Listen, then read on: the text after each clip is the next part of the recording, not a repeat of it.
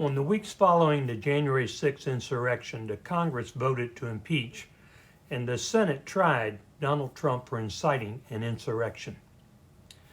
The impeachment effort failed, but the House and Senate, by majority vote, still declared that Trump incited the insurrection. A majority vote in Congress is all that is necessary to trigger the disqualification required by Section 3 and Section 5 of the 14th Amendment.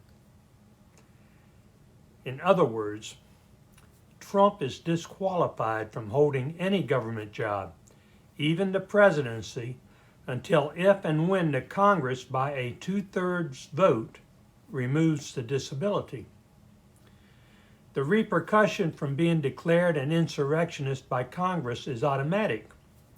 No other magic words are needed. This part of the Constitution was added in an effort to prevent crazy narcissistic asses from gaining lethal power over American citizens. It is apparent that Democrats in Congress are anxiously awaiting the midterms in hopes they will gain the majority and can then impeach Trump. The flaws in this plan are obvious. No one can predict what Trump may do to retain power. Miriam Adelson recently promised to give $250 million towards that effort. Too much damage can be done in the meantime. But most importantly, Congress and the courts are embarrassing our country by failing to enforce the rule of law.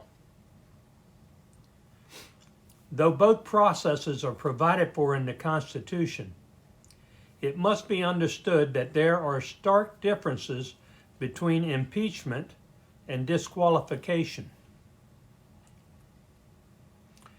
Impeachment is a political process that requires a 2/3 vote, and the result is permanent. Impeachment is the government way of saying you're fired. Disqualification is automatic once Congress, by majority vote, declares in the congressional record that Trump incited an insurrection. A finding of disqualification is not necessarily permanent. It can be reversed by a 2/3 vote of Congress. Impeachment cannot be reversed. Trump's accomplishments before being fired by impeachment remain valid. His big beautiful bill, judicial appointments, pardons, and cabinet appointments won't be automatically reversed if he is only impeached. Disqualification for inciting an insurrection, a fact determined to exist by the majority vote of Congress, invalidates everything Trump has done. What does that mean? It means we don't have to put up with Trump claiming he is the president. It means that those who support him are committing a felony for violating 18 U.S.C. 2383. Miriam Adelson and others contributing to Trump are forewarned. In the federal court system, a general beef against government action might not allow you to bring suit. You can only sue to fix a wrong specifically affecting you. You must have legal standing to sue. For example, though the average person might not be able to sue to have Trump removed from office, Kamala Harris and Tim Walz certainly have standing to bring a declaratory judgment suit demanding the court tell Trump to get out of the White House. Having been declared by the Congress to have incited an insurrection, Trump is not entitled to any kind of immunity for his criminal acts. Therefore, any legal action involving Trump should include a request for declaratory judgment to declare that he holds his office illegally. Trump's lawyers will certainly argue that the impeachment votes in the House and Senate were limited to the question of impeachment only.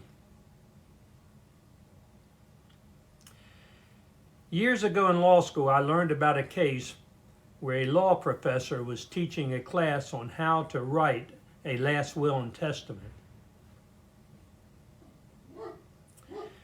As a teaching tool, the professor wrote his own will on a whiteboard, naming the executor and the beneficiaries and having all the proper language of a will. He signed the will and he asked students to sign as witnesses. Moments later, the professor had a heart attack and died.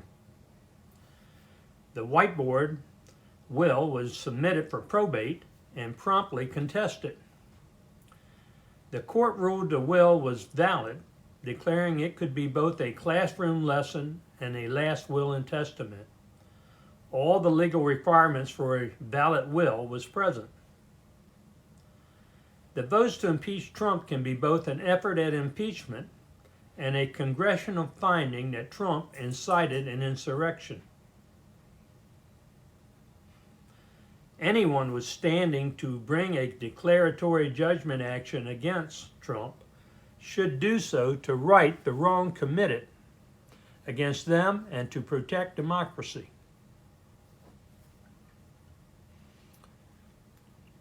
Kamala Harris and Tim Walz have more than just standing to bring a declaratory judgment suit.